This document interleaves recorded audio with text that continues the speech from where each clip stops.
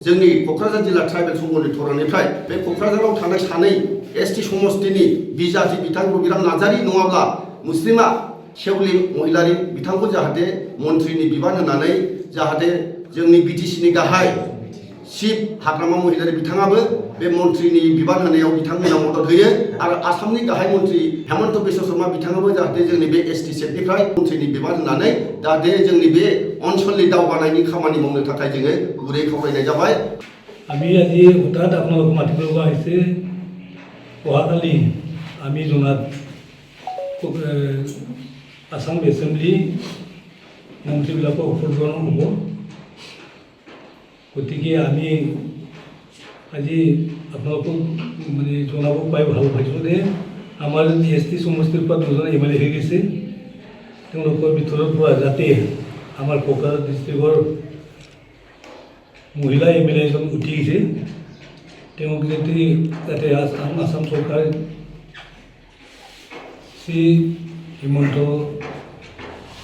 শৰ্মা দেৱে যাতে তেওঁক মন্ত্ৰীত্ব প্ৰদান কৰে, তাৰ কাৰণে আমি ট্ৰাইবেল সংঘৰ হৈ অনুৰোধ কৰিছোঁ। লগতে আমাৰ পিটিচি চিফ তেওঁকো এই ট্ৰাইবেল সংঘৰ হৈ আহ্বান কৰিছোঁ যে আমাৰ এতিয়া নতুনকৈ উঠি যোৱা নতুনকৈ এম.এল.এ. হোৱা শ্ৰী আমাৰ শ্ৰী বাইদেউ যে মন্ত্ৰীত্ব প্ৰদান কৰাত বাধা নকৰে বা বাধা প্ৰদান নকৰে।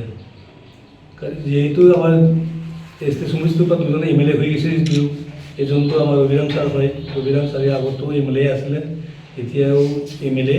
আৰু এতিয়াও বিটিচিৰ পৰা ই.এম. হৈ তেওঁ ভালকৈ তেওঁৰ পথটো চলাই আছে। গতিকে আমি ভাবোঁ ৰবিৰাম ছাৰে ইয়াতে থাকি পেলাই এডুকেশ্যন ডিপাৰ্টমেণ্টত যাতে সংস্কাৰ কৰি থাকে, বিটিচিৰ এইটো বিৰাট দৰকাৰ হয় আৰু ইয়াতে থাকি তেওঁ এইটো কাম কৰি থাকিব।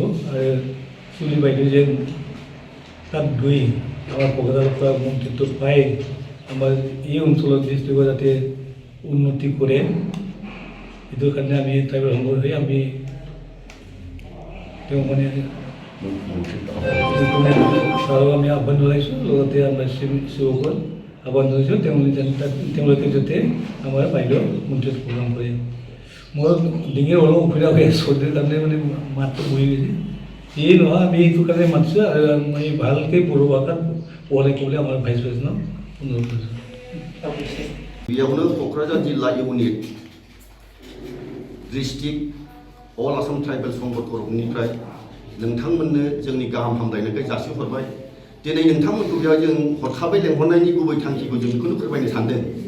गाबोन 21 तारिखआव आसाम एसेम्बलियाव माखासे एम.एल.ए. आरो मन्थ्रिफोरनि शपथ ग्रहण लानाय जागोन।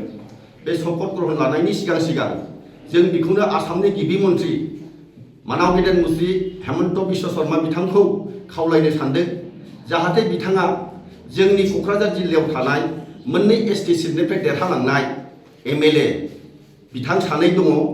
सासेया जाबाय मानाव गेदेर रबिराम नार्जारी आरो जोंनि सासेया जाबाय मानाव गेदेरमाजो मुस्लिमा शेवली महिलारी बिथांमोना जोंनि बे क'क्राझार एसटी सेटनिफ्राय आरो दतमा सेटनिफ्राय मोजाङैनो मोजां एम.एल.ए. देरहालांदों।